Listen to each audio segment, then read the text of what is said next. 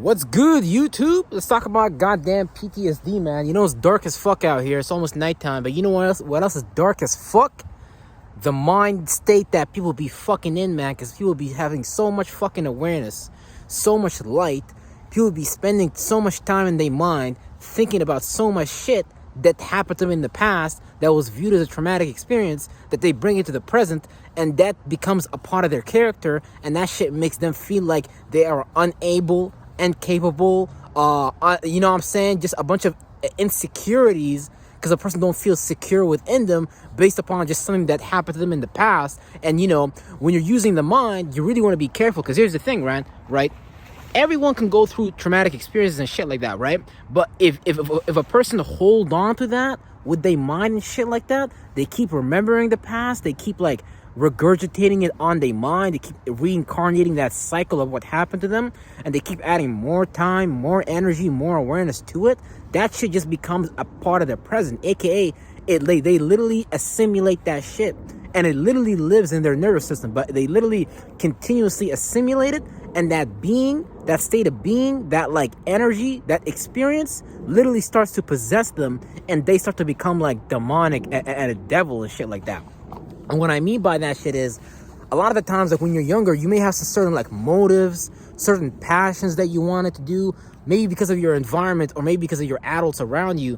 They didn't allow you to do these things, you know, just based upon their view of it. They may have, you know, a lot of people get indoctrinated by the system, and they view it as like, hey, you know what, you need to do these things so you can be accepted by the system. This way you can actually get some type of standing within this world that we live in, this system that we live in. But here's the thing, right? When people do that shit, when the adults do that shit, they literally sacrifice their inner child. They literally sacrifice themselves. They make themselves just dry and cold. They make themselves like hardened, and they focus on practicality and logic rather than just like right brain creativity and shit like that. A lot of people just get lost in their left brain, and they get institutionalized and indoctrinized to follow a particular doctrine, a way of life, a point of view that's not even necessarily theirs. And a lot of the times, based upon our early childhood upbringings and shit like that, a lot of the times people can push these ideas on you, push these thoughts on you, and make you carry out these things and shit like that, to the point that like a person might have to actually just rebel against that shit and be like, no, you know what? I'm not spending my time and energy doing these things because it doesn't really resonate with my spirit. And that's not a form of expanding. That's a form of contracting. It's a form of staying small. It's a form of staying limited. And here's the thing. When people experience these traumatic experiences just because of their past failed motivations or passions and shit like that they weren't able to do just because of, you know, their environment and shit like that, then when they hold on to that, they assimilate that as a part of themselves as well. And a lot of the times, people will take what was done to them and subconsciously do that to someone else. And that'd be a lot of the adults that we have in our life. A lot of the adults that we have in our life just kind of like subconsciously, something that was done to them, and they normalized it. It became the norm to them and shit like that. It became what's practical for them as far as what's to value and shit like that.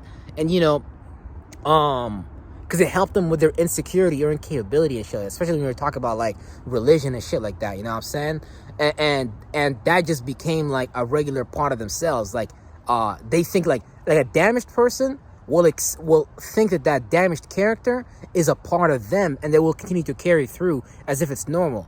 But here's the thing, right? Everyone can go through traumatic experiences, and just because you go through some type of trauma, it doesn't mean that you shouldn't get out of that. Because here's the thing. The trauma is still living in you, and you might try to like give that trauma to someone else subconsciously without knowing it, and think that this is just your way of getting over it, but it's really not you getting over it. It's really it getting over you. So it's like it's someone letting that feeling, letting that desire, letting that snake, that survival-based instinct and shit like that get the best of them, and they start to listen to that desire through their feelings, and they make their logic, their left brain, listen to their feelings and cater to that and shit like that, right?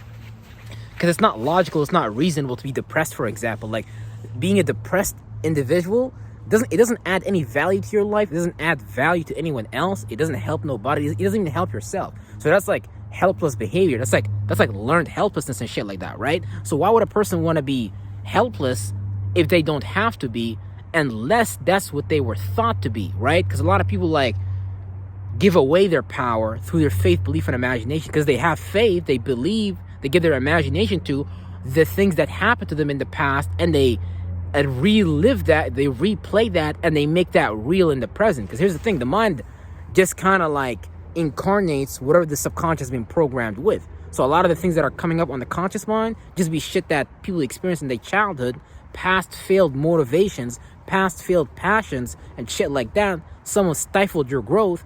Literally, what's the word for it? Man, there was a word for it. I forgot in the science community, but fuck the science community. But it's literally just disabling your own growth and enabling your own destructive behavior and shit like that, right? It's weird, bro. Like, man, this shit's fucking weird, bro. So, you know, post-traumatic disorder, yeah, everybody has some degree of post-traumatic disorder or shit like that in their mind. But here's the thing, though. You can bring balance to that. You can bring equilibrium to that just by clearing out those energies, just by clearing out that trauma that a person may be carrying on their mind.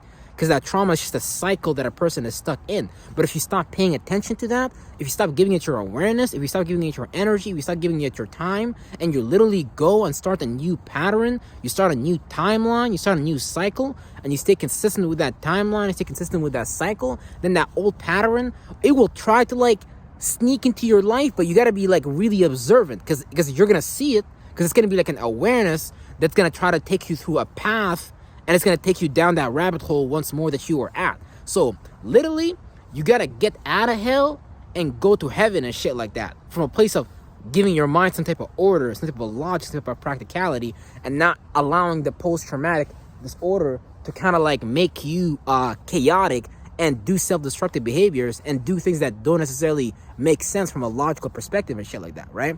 But here's the thing. What's right for someone else might just be what's right for them. And that's the thing. I can't tell anybody what's right for me is what's right for them. If someone chooses to make something bad for them, what's right for them, then I can't do anything about that. I can only tell you, hey, you know what? This is my experience. This is what I viewed as a limited pattern. And this is now what I view as a new, better pattern that takes me towards more unlimited possibilities, towards a new horizon, rather than spending time in that darkness and shit like that. Just dealing with these dead zombies, dealing with these dead thoughts and feelings that should have already went and should have allowed these old thoughts and feelings to float down past the river. But here's the thing. A lot of people go chase these thoughts and feelings, scoop them back up, and just hug them and be like, oh yeah, this is what happened to me. And people hold on to that shit. People hold on to what was bad for them and stuff like that. And a lot of that shit can stay stuck in your mind, in your body and shit like that. But here's the thing, though. You gotta not give it your awareness. The more awareness you give it, the more you're reviving it, the more you're reliving it, the more you're reincarnating it, and shit like that. You don't want to re nothing.